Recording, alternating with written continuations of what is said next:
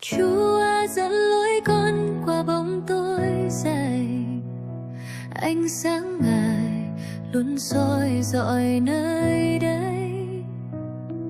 Từng bước chân con không bao giờ ngã, có Chúa bên con không còn sợ xa. Chúa dẫn dắt con qua núi qua sông, tình yêu Ngài cháy trong tim con không